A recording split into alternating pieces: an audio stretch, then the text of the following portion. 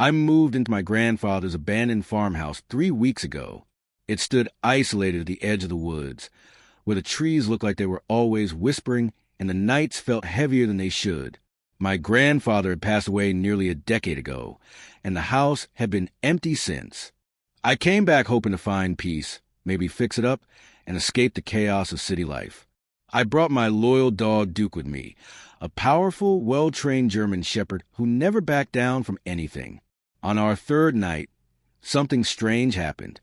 Duke started growling at the back door, low and steady. When I opened it, I saw the snake. It was coiled silently on the porch step, thick-bodied, with dark green scales marked with pale, unnatural patterns that looked almost carved into its skin. I reached for a stick, ready to deal with it, but Duke moved first. He bolted forward, then suddenly stopped. His entire body froze. The growl died in his throat. His ears flattened, his tail dropped, and then he whimpered. Duke never whimpered. I'd seen him chase off coyotes, bite through a wooden fence, and stand his ground against anything. But the snake? He backed away from it like a frightened puppy. I was confused. I stepped out myself, hoping to scare the snake off. But it didn't move, not even when I clapped, stomped, or prodded a step beside it. It just stayed there, still and silent, eyes fixed on the door, like it was waiting. The next night, it came back. Same spot, same position. And Duke? Same reaction, fear and retreat. I searched online, thinking it might be some rare venomous species. But nothing matched the strange markings on its back. By the fifth night, I started locking the doors early. Something about that snake's presence unsettled me, not in a natural, dangerous animal kind of way, but in a way that felt ancient, like it belonged to the land more than I did. Then I noticed something else. It only came when I was alone. When friends visited during the day, there was no sign of it. But once I was by myself, there it was again, waiting. Duke began refusing to go near the porch altogether. He wouldn't eat if the back door was open. He watched the snake from behind the glass, trembling. That's when I realized the snake wasn't just there. It was watching me. Curiosity turned into obsession. I couldn't sleep without checking the porch. I started researching local legends, tribal stories, anything that might explain the snake's strange behavior.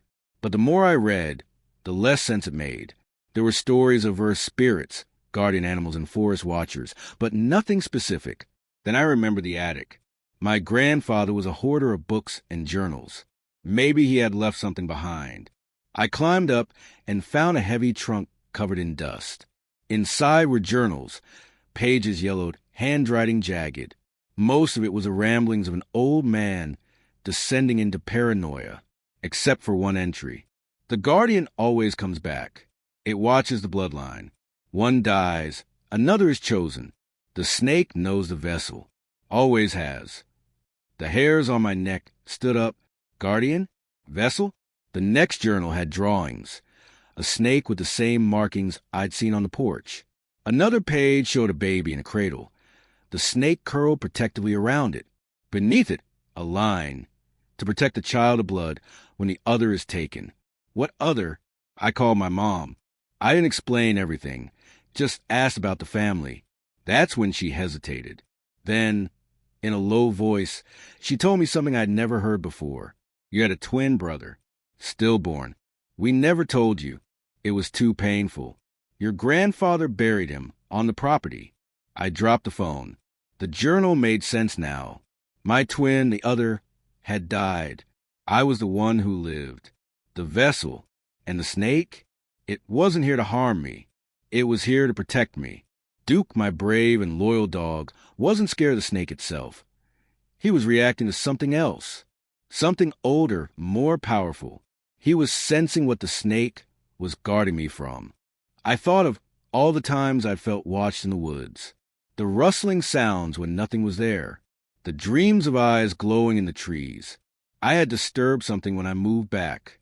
And the snake knew it had happened on the 8th night. Rain slammed against the windows, and wind howled through the trees like it was alive. Duke paced restlessly, growling at the walls, snapping at shadows. I sat in the living room, staring at the snake through the back door. It hadn't moved an inch. Its eyes were fixed on me, calm and silent. That's when the lights went out. Pitch black. Duke growled louder now, ears pinned back. He wasn't looking at the porch anymore. He was looking down the hallway, where the bedrooms were. Then I saw it, a figure, not quite human. Its body was pitch black, with long arms that scraped the floor.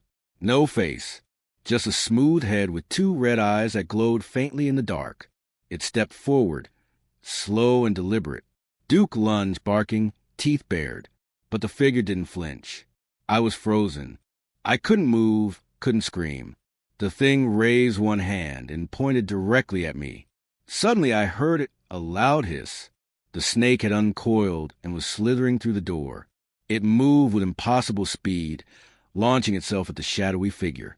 The moment they collided, a scream erupted, high-pitched and inhuman.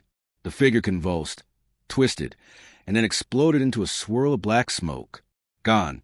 The snake slithered back to the porch, coiled itself again, and went still. Duke rushed to my side, whimpering. That night, I understood everything. The shadow was not a ghost. It was something else. Something evil tied to the land, perhaps even to my twin's death. And the snake? It was a guardian, bound to my bloodline, just as Grandpa wrote. Not a pet, not an animal, a protector. But the story doesn't end there. Last night, the snake didn't return. Duke has been on edge all day, barking at the walls again. And this morning, I found something carved into wood outside my bedroom. One guardian ends. Another must rise. Now I wait and pray that I'm not next.